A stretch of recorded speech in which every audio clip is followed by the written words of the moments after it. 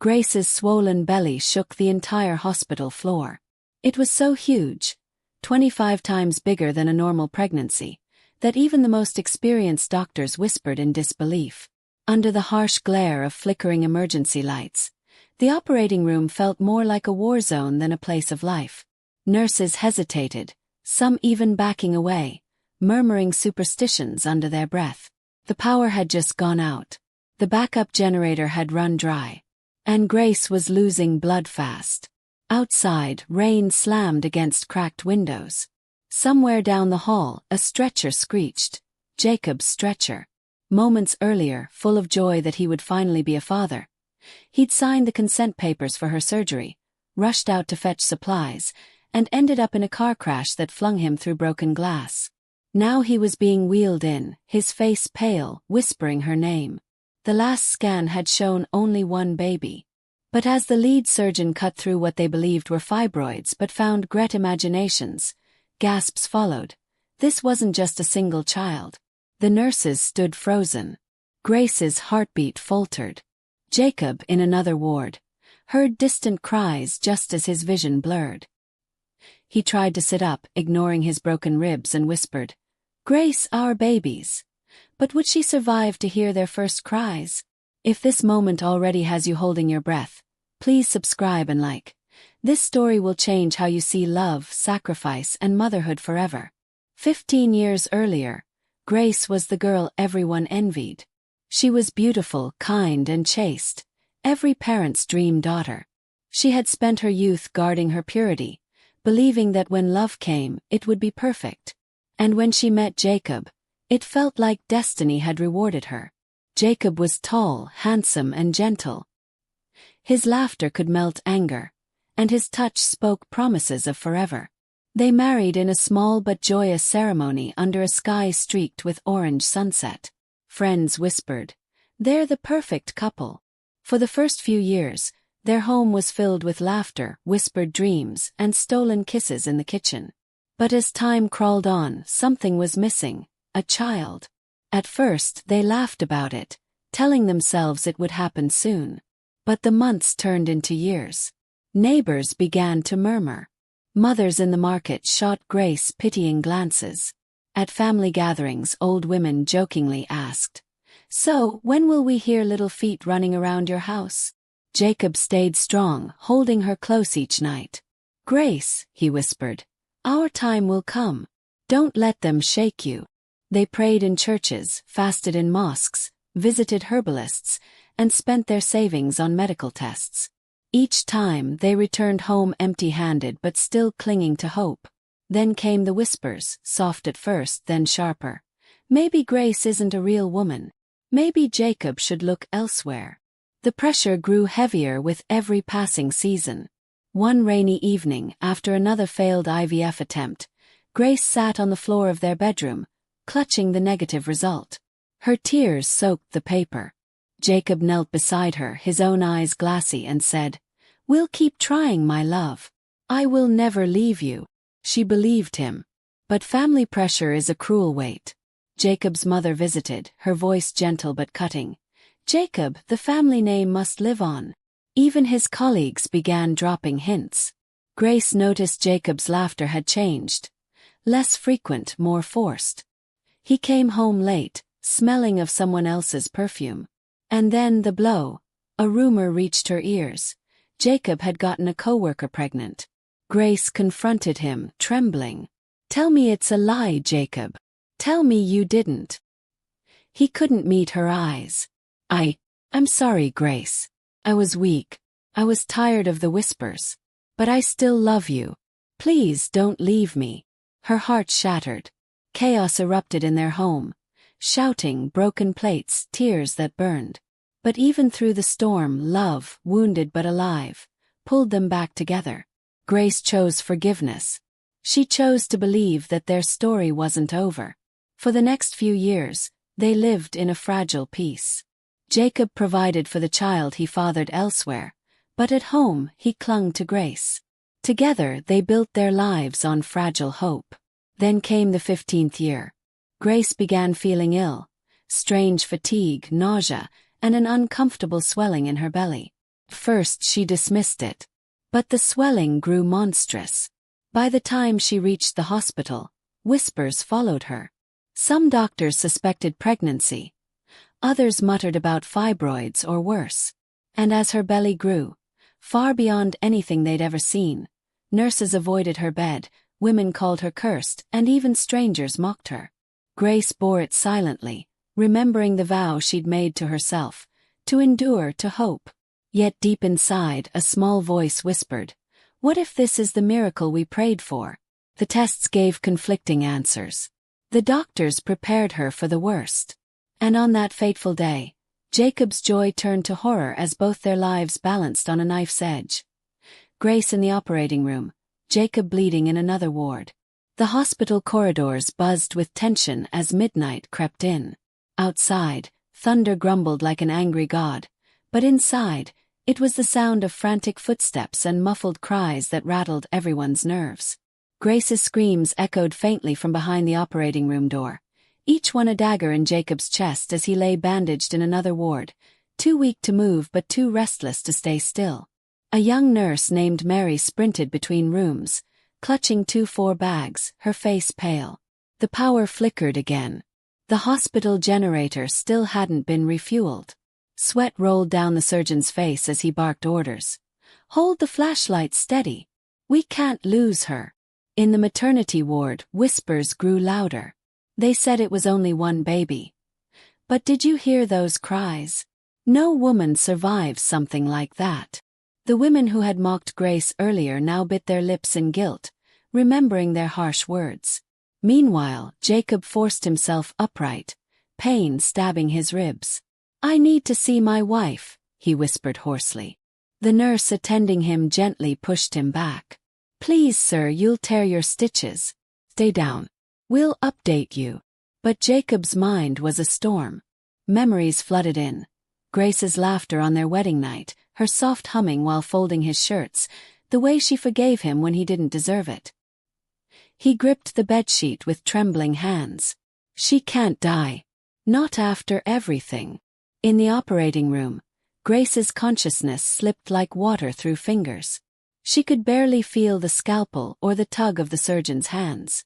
Her mind drifted, to the nights of silent prayers, to the moments she'd cried alone in the bathroom so Jacob wouldn't see, to the faces of people who'd mocked her.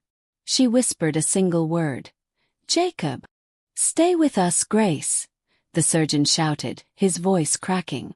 "We're not losing her." Another baby's cry pierced the air. Then another. Nurses scrambled, swaddling each fragile life in blankets torn from storage. Mary, shaking, glanced at the clock. "Doctor, her blood pressure is dropping." The surgeon's jaw tightened. "We're out of O-negative blood." Mary hesitated. "What about the blood bank?" "Empty. The last donation was used an hour ago for a road accident victim." His voice softened. "We're losing her." Back in the ward, Jacob overheard a nurse whisper about the shortage. His head spun. He tried to stand but collapsed back, groaning. His thoughts screamed, "I should be there. I should be holding her hand." As another baby emerged, the room filled with a strange, sacred silence. Even the storm outside seemed to pause. All odds cried into the world. But Grace's breaths were shallow now, her lips pale. Now she had 9 babies from the surgery. Suddenly the lights blinked on. The generator roared back to life. Relief flooded the room, but the doctor's face stayed grim. It might be too late. At that exact moment, Jacob began to sing softly through cracked lips, a song he used to hum to Grace during their hardest nights. His voice was rough, broken, but it carried down the hallway. The sound reached a nurse near the operating room door. She paused, listening. Grace's eyelids fluttered. Somewhere deep in her fading consciousness, she heard him. The surgeon caught the faint pulse on the monitor and leaned closer. "She's fighting. She's actually fighting." Mary gasped. "Doctor, should we?" He cut her off. "Prep the transfusion bag. Even if it's not a full match, we try." As they scrambled to stabilize her, news of the 9 babies spread like wildfire through the hospital. Strangers peeked through the windows of the nursery. Some fell to their knees and prayed. Others simply stared, awestruck. Jacob, exhausted and bleeding internally, whispered to himself, "Please, God, just spare her. Let her see our children." The monitor beside Grace beeped erratically. The surgeon's voice rose above the noise. "We're losing her heartbeat again." And then, just as the first rays of dawn threatened the horizon, the power flickered once more, plunging the room into darkness. The operating room was swallowed by darkness. For a heartbeat, everything stopped. The machines, the doctors, even the air itself seemed to hold its breath. Grace's monitor emitted a faint, dying beep. The surgeon's hand froze mid-air. Nurses exchanged terrified glances. Outside, the storm hissed against the windows as if the whole world was watching. Then Mary's trembling voice pierced the silence. "Doctor, her pulse, it's fading." "Don't let her go," the surgeon barked, snapping out of his shock. "Hold those flashlights steady." Two nurses scrambled to their phones, their flashlight beams shaking across Grace's pale, sweat-soaked face. In the ward, Jacob fought against the pain in his ribs, swinging his legs over the side of the bed. Every movement felt like knives carving his insides. He didn't care. He staggered to the door, ignoring the nurse yelling, "Sir, stop! You're bleeding!" His bare feet slapped against the cold tile as he limped down the hallway, following the faint sounds of crying babies. Grace floated in a strange, peaceful haze. She saw flashes of her life, her mother braiding her hair as a child, the day Jacob slipped a ring on her finger, the nights she cried herself to sleep praying for a child. Then came the faces of people who had mocked her. Their jeers echoed, barren woman, wasted wife. But through the noise, Jacob's rough, broken singing cut through like sunlight through clouds. She clung to the sound. Inside the OR, the doctor's voice trembled for the first time. "We're losing her. If we don't get blood now." Mary's eyes darted to a cooler in the corner. It held the last 2 pints of mismatched blood. "Doctor, it's not O negative, but..." "Do it," he snapped. "It's our only chance."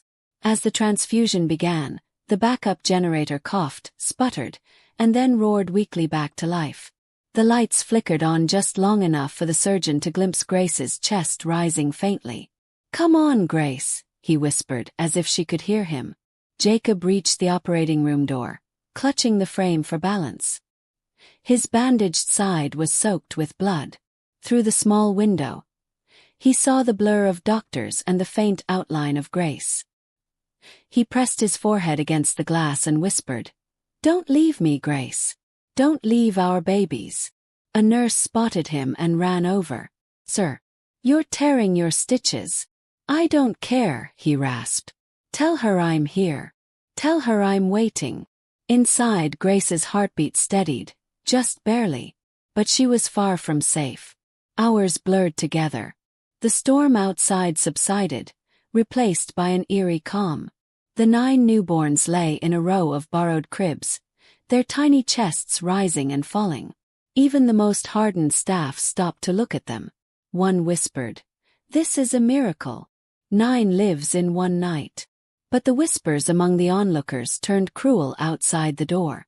Some murmured, "She must have done something unnatural." Others said, 9 babies. That's a curse, not a blessing." The hospital's head nurse overheard and snapped, "She is a mother, a hero. Keep your tongues from venom." Her words silenced them, but the doubt lingered.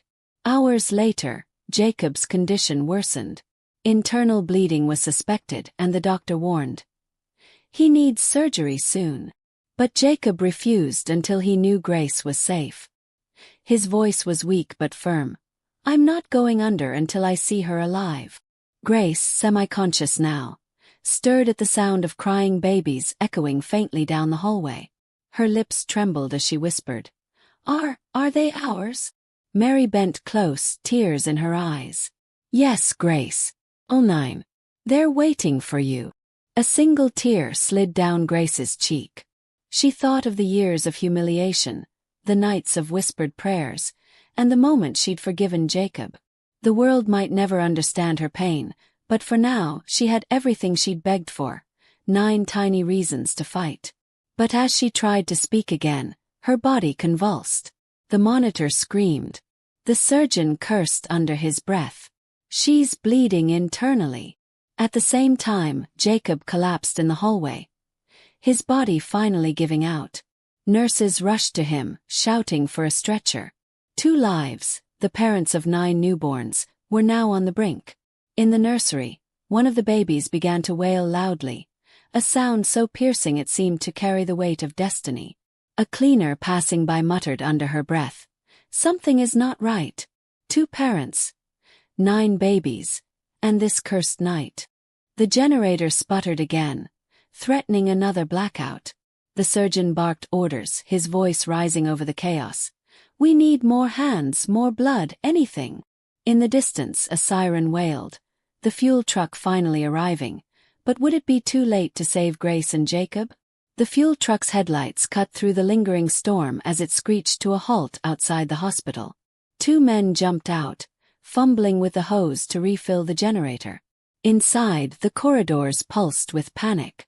The faint buzz of electricity returned just in time. Monitors blinked back to life, casting a cold glow on terrified faces. In the operating room, the surgeon exhaled in relief but didn't slow his hands. "We're not out of danger yet," he muttered, working quickly to control Grace's bleeding. Mary wiped sweat from her brow, her fingers trembling as she passed instruments. The 9 newborns, safe for now, slept under borrowed heating lamps, their tiny breaths a fragile hymn against the chaos. Down the hall, Jacob's stretcher skidded into another surgical room. A young doctor named Daniel examined him, his voice grim. "Internal bleeding confirmed. He needs surgery now." But Jacob grabbed Daniel's sleeve weakly. "Please, just let me see her first."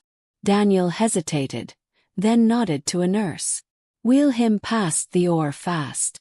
As Jacob's stretcher rolled by Grace's door, the nurse pushed it close enough for him to glimpse her pale face through the glass. Her chest rose and fell weakly. Jacob's eyes filled. "Grace," he whispered, "we waited 15 years for this. Don't you dare leave me now."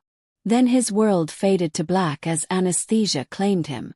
In the nursery, whispers from visiting relatives and curious onlookers began again. 9 babies. That's too much for one woman to carry. Maybe it's not natural. Another scoffed. Or maybe Jacob's family has strong blood. But one elderly woman shook her head, her voice cracking. "No, this is not about blood. This is about faith, and a woman's strength." Mary, overhearing, felt anger rise in her chest. She turned to the women. She risked her life for those children. Show some respect. Her voice carried enough steel to silence the room. Hours dragged on. The storm outside finally calmed, leaving a damp, heavy stillness. The hospital smelled of antiseptic and rain. Nurses shuffled between the 2 operating rooms, their faces masks of fatigue and dread. At 4:17 a.m., the generator coughed but held steady. Grace's heartbeat stabilized, faint but present. The surgeon exhaled. "She's holding on for now." In another room, Jacob's surgery was progressing. Daniel worked with quiet determination, repairing torn blood vessels. "This man's been through hell tonight," he murmured. Meanwhile, the news had begun to spread beyond the hospital walls. A midwife had secretly sent a message to her cousin, who posted online. "Woman delivers 9 babies after 15 years barren, both parents fighting for their lives." By dawn, the post had gone viral. Strangers began showing up outside the hospital gates, some praying, some bringing food and blankets for the babies. Grace stirred slightly, drifting in and out of consciousness. In her dreams, she saw Jacob holding 9 tiny hands, smiling the way he had when they first met. But when she tried to reach him, a wall of shadow blocked her path. She woke briefly to the sound of distant crying, the babies, and a whisper in her mind, "Fight." In the recovery room, Jacob woke groggy and weak, pain radiating through his body. A nurse leaned over him. "You made it through, sir. Rest now." His first words. Grace, where is Grace? She's still in critical condition, but she's alive. Jacob closed his eyes, relief flooding him even as tears slipped down his cheeks. Tell her I'll be better. I'll be the father she prayed for. Morning sunlight crept into the hospital, washing the corridors in gold. Outside, a crowd gathered. Women who had once mocked Grace now stood with bowed heads, whispering prayers for her survival. A local radio station sent a reporter to the gate. The city was waking up to the story of the Barren woman who had defied nature. But inside, Grace's condition suddenly changed. Her blood pressure plummeted without warning. The surgeon, who had stepped out for a moment, was called back urgently. "We're losing her again," a nurse cried. At the same time, one of the 9 babies, a tiny boy swaddled in blue, began to struggle for breath. His monitor beeped frantically. The pediatrician shouted, "We need oxygen here." But the oxygen supply was low, too low for both mother and child. Mary's eyes darted between the 2 rooms. Grace, the mother who had endured years of pain, and the gasping newborn fighting for his first full breath. She whispered, "God, who do we save first?" The crowd outside the hospital had no idea that inside, the greatest miracle of the night might be on the verge of turning into its greatest heartbreak. The hallway outside Grace's room was silent except for the hum of the generator and the distant cry of a baby. Mary stood frozen for a heartbeat, the oxygen dilemma crushing her chest. The pediatrician barked, "Mary, choose now." Her hands trembled as she grabbed the smaller tank, rushing first toward the newborn. The tiny boy's lips were already turning blue. She slipped the mask over his nose and mouth. His tiny chest fluttered, then rose, then fell again. A faint cry, thin but alive, escaped his lips. The room exhaled in relief, but the monitors in Grace's or screamed louder. Her pulse dipped, her pressure crashed. The surgeon burst back through the door, gloves already on. "What happened?" "She's crashing again," a nurse replied, voice shaking. "Then we fight harder," the surgeon growled. "Start compressions." Across the hall, Jacob, pale and still groggy from surgery, tried to sit up when he heard the commotion. A nurse hurried to stop him. "Sir, you need to rest." "Don't tell me to rest," Jacob rasped, his voice breaking. "That's my wife in there. She's been fighting for 15 years. I'm not lying here while she dies." His chest heaved painfully as he struggled to his feet, ignoring the blood seeping through his bandages. Supported by 2 nurses, he staggered to the operating room window and pressed his trembling hand against the glass. His lips moved in silent prayer, every muscle screaming in agony. Inside, the surgeon's hands worked feverishly. Sweat dripped onto the table. "We need more blood," he shouted. But the supply was gone. Mary rushed in, her face pale. "Doctor, there's nothing left." The surgeon froze for a heartbeat, then nodded grimly. "Then we keep her alive without it. Manual pressure. Fluids. Anything," a nurse whispered. "She's slipping away." Jacob could hear fragments of their frantic voices through the door. The hallway swam before his eyes, but he focused on one memory. Grace laughing on their wedding night, her head thrown back, her joy lighting up the room. He pressed his forehead to the glass. "Grace, don't leave me. Not now. Not after everything." Minutes felt like hours. The baby's faint cries drifted from the nursery, 9 tiny voices reminding everyone what was at stake. The cleaner who had earlier called the night cursed now stood outside the nursery, whispering prayers under her breath. Even the skeptical visitors had fallen silent, their mocking replaced by awe. Then the monitor gave a single steady beep. Another. Grace's chest rose weakly. A sigh of relief swept the room. "She's stable for now," the surgeon said, voice ragged with exhaustion. But even as they breathed out, a fresh crisis stirred. One of the heating lamps over the newborns flickered and died. The babies needed warmth, but the backup equipment was scarce. Nurses scrambled, wrapping the infants in extra blankets, using body heat to keep them alive. The hospital administrator arrived, his face drawn. "The government is on the way with more supplies," he announced. "The story's gone viral. People are sending donations." But his words felt distant compared to the fragile rise and fall of Grace's chest. Later that morning, Jacob was finally allowed into Grace's room. His steps were slow, each one sending pain through his stitched abdomen. He sat beside her bed, took her cold hand in his and whispered, "We did it, Grace. They're here. 9 beautiful miracles.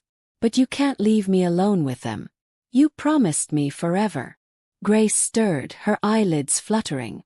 Her lips parted slightly. "Jacob," she breathed, so faint he had to lean close to hear. "Take care of them." His throat tightened. "No, Grace. Don't talk like that. You're going to get better. We're going to raise them together." Her weak smile flickered, then faded. Machines beeped softly. Outside the room, the hallway filled with well-wishers, neighbors, nurses, even women who had once mocked her. They peeked in, some crying quietly. As afternoon light spilled through the windows, a journalist arrived with a camera crew. The babies were filmed, bundled together, their tiny faces a testament to perseverance. The reporter's voice cracked as she said into the camera, "This is the story of a woman who fought for 15 years for a miracle, and a man who refused to stop believing." But as dusk approached, Grace's condition suddenly worsened. Her breathing became shallow, her lips pale once more. The surgeon, summoned again, assessed her quickly. "She's bleeding internally again. We can try another procedure. But her body might not survive it." Jacob clutched her hand tighter. "No, save her. Please." The doctor's eyes were kind but heavy. "We will try. But you must prepare yourself." As Grace was wheeled back toward surgery, Jacob's knees buckled. A nurse caught him before he fell. The hallway was filled with sobs. The same women who once mocked Grace now wept openly, whispering prayers. Then, as the OR doors swung shut, a nurse rushed out of the nursery. "One of the babies isn't breathing," she cried. The corridor froze. 2 lives, mother and child, teetered on the edge. The hospital's generator gave another ominous sputter, threatening another blackout. The generator's sputter echoed through the hospital like a death rattle. Nurses scrambled, shouting for flashlights. The faint beeping of machines slowed to an unbearable rhythm, reminding everyone how fragile life had become. Mary clutched the lifeless newborn to her chest, her tears falling on the baby's tiny face as she rushed toward the emergency table. In the operating room, the surgeon's voice cut through the chaos. "We're losing her again, more suction now." Grace's body looked impossibly small on the table beneath the harsh light. Her skin was pale, her lips dry and cracked. Every cut, every stitch the doctors had made felt like a betrayal of her fragile strength, yet they had no choice but to keep going. Jacob, weak from his own surgery, pulled himself upright in his bed. The pain was excruciating, but the sound of the nurse's cry, "One of the babies isn't breathing," was worse. He staggered toward the nursery door, gripping the wall for balance. His vision blurred. He whispered to himself, "God, don't take them both, please." Mary placed the newborn on the resuscitation table. "Come on, little one," she begged, pressing her fingers to his tiny chest. Another nurse brought an oxygen mask, but the generator flickered again. The oxygen machine hesitated before delivering a weak hiss of air. The room fell into an agonizing silence, every adult holding their breath as the baby's chest remained still. Then faintly a gasp, the tiniest, most fragile sound. The baby's chest rose, then again. Mary let out a sob of relief, her hands shaking. "He's breathing." But the relief was short-lived. The surgeon's exhausted voice carried from the OR. "We've stabilized her bleeding, but her heart is too weak. Prepare the defibrillator." The power blinked out again. The machine beeped once, then died. Mary burst into the room with a manual resuscitation kit. "Doctor," she cried. The surgeon's hands moved with urgent precision, pumping Grace's chest. "Stay with us, Grace. You fought for 15 years. You're not leaving now." Meanwhile, outside the hospital, a crowd had gathered. Women who had once mocked Grace now held hands in prayer circles. Men knelt on the wet ground, whispering pleas to the heavens. Cars lined the street, their headlights casting a vigil glow against the cracked hospital walls. Inside, Jacob forced his way to the oar window. He pressed his bloodied palm to the glass, whispering words only Grace could hear in her heart. "Remember the day we danced under the rain, Grace? Remember how we promised to grow old together? Please, don't make me raise them alone." Grace's mind floated again, this time to a quiet memory. A younger Jacob standing in a field of sunlit grass, holding her hand, promising, "No matter what they say, I'll wait with you." She wanted to reach him now, but her body felt like stone. The surgeon's voice wavered. "Her heartbeat is fading."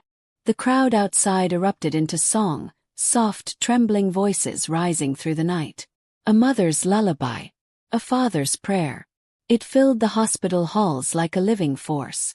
Mary's hands trembled as she whispered, "She can hear us, she has to." But Grace's body remained still.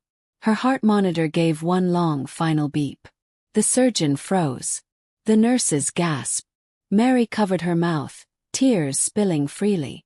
Jacob collapsed against the glass, his world shattering in a single soundless moment.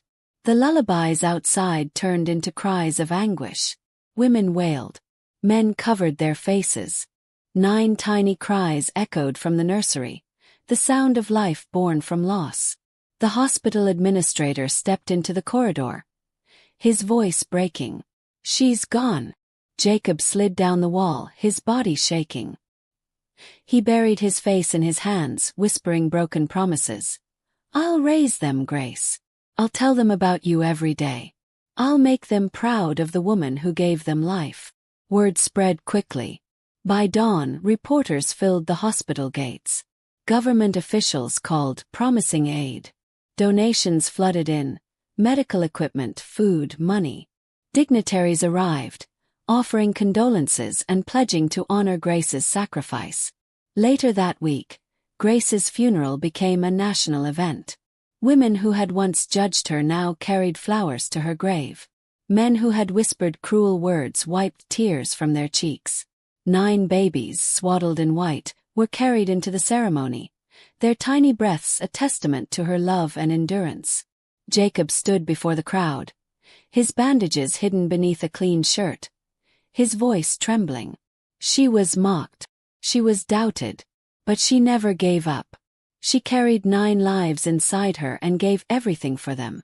To every woman who has been shamed for what she cannot control, to every man who has forgotten to stand beside her, remember Grace. The crowd wept openly. The nation mourned. Hospitals began campaigns to improve maternal care. Families whispered new respect for mothers. Grace, once ridiculed, had become a heroine, a symbol of strength that would outlive her name. As the sun set, Jacob cradled one of the babies against his chest and looked toward the horizon. His voice was barely a whisper, but the words were a vow carved into the evening sky. "Your mother was a warrior.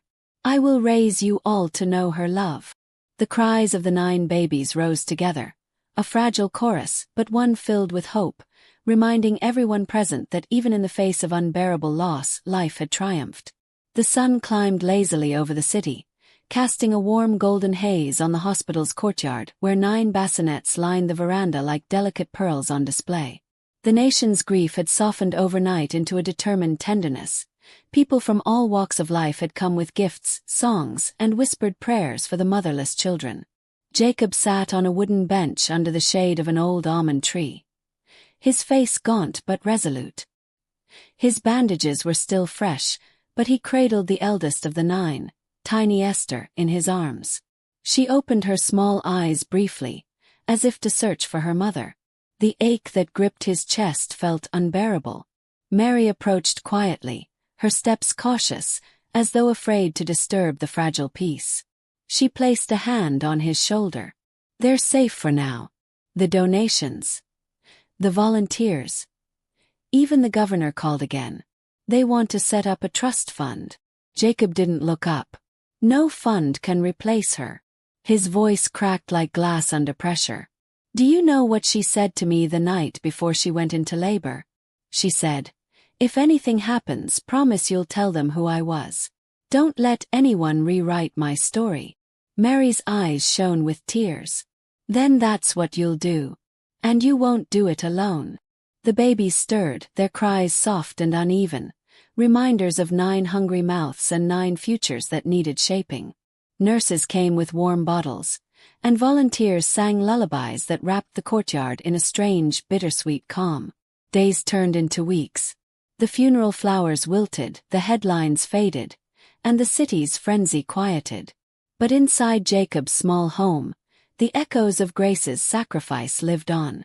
Diapers hung like white flags on the line. Formula cans lined the shelves where books once stood. Every corner carried a whisper of her. Her favorite shawl on the chair, her scent lingering faintly on the children's blankets. At night, Jacob would sit on the floor with the babies arranged around him like a fragile constellation. He told them stories. How Grace once chased a runaway goat across the marketplace in her Sunday shoes. How she would hum lullabies even when there was no baby to soothe. How she believed in miracles even when the world mocked her. Sometimes his voice broke. Sometimes he stopped mid-sentence, staring at the empty space where she should have been.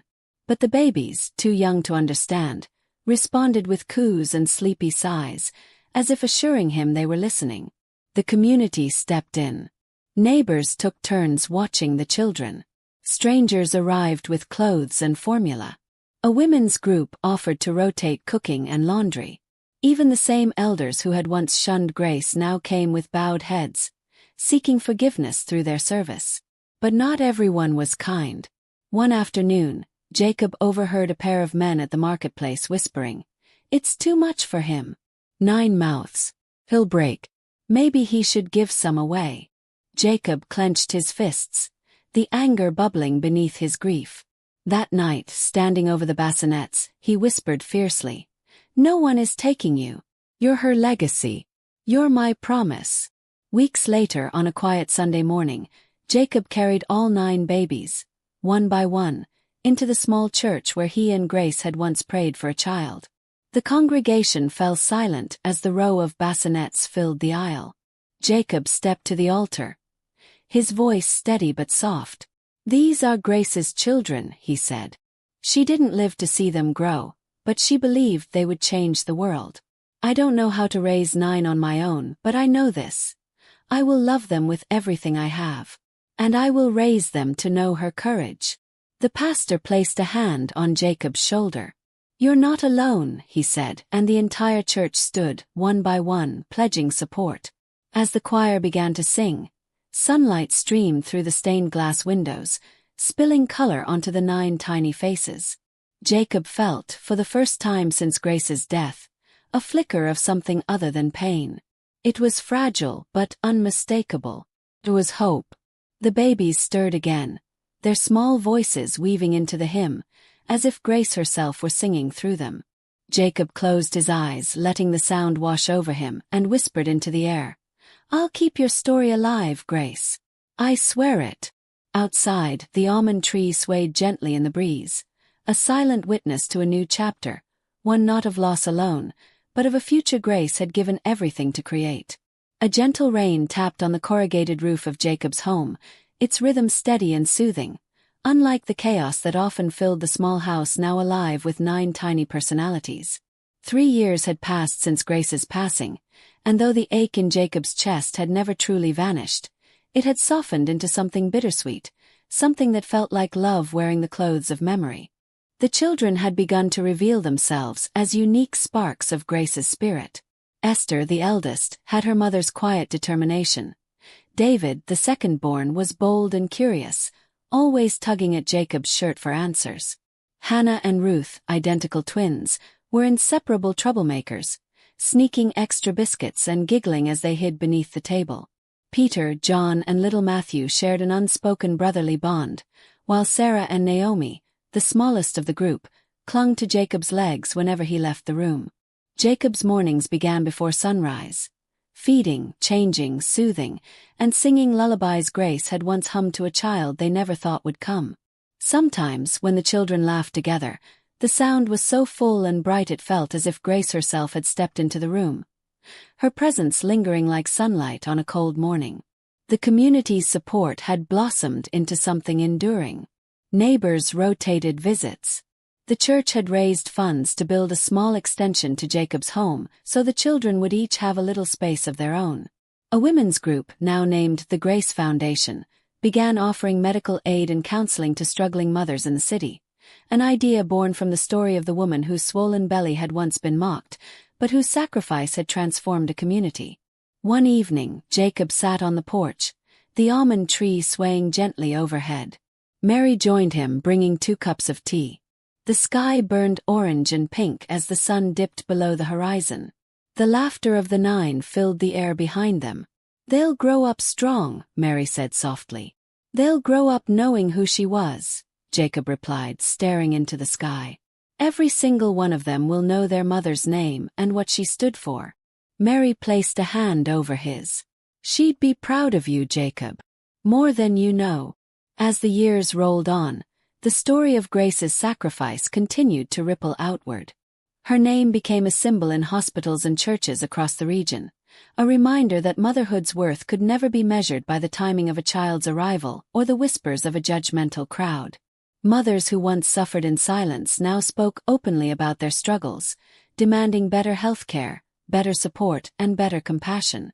On the 9th anniversary of the children's birth, the city unveiled a plaque outside the hospital, in memory of Grace, whose love and courage gave life to 9.